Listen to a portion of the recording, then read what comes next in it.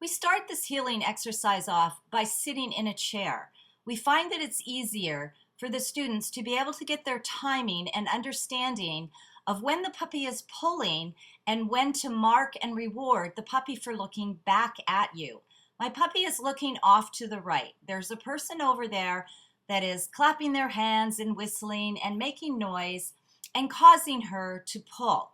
When she looks at that person and pulls into the collar, as she's doing now, I wait until she makes the choice to turn around and look at me.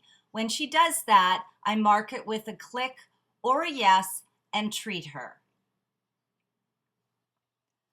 Now, we're moving into a standing and walking position. My distractor is still off to the right, encouraging my puppy to come to her.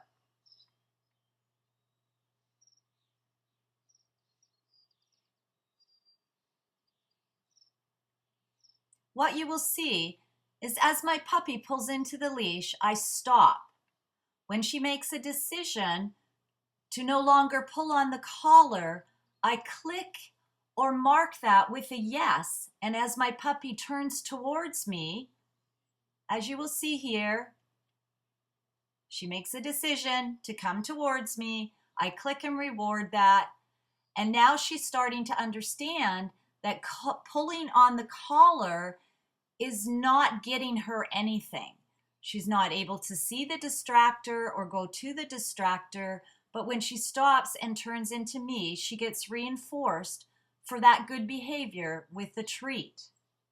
Now you can see she's starting to make decisions on her own that going to the distractor is not going to get her anything, but turning around and coming to me is reinforcing. So what this does is it encourages her to walk on a loose leash. All this time, she's still being encouraged by the distractor on the right, but you can see that she's now making decisions not to pull towards the distractor.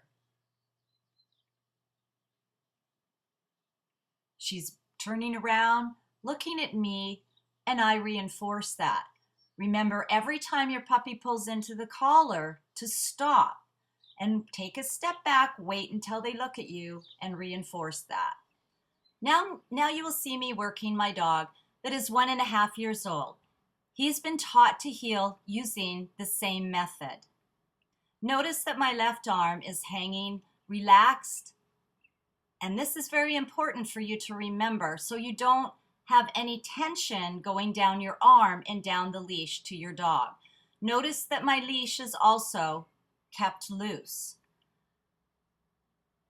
When Remy makes the right decision to not go towards the distractor, which is waving his favorite toy and encouraging him, I ensure that I occasionally click or give his marker word and reward him for the correct choice.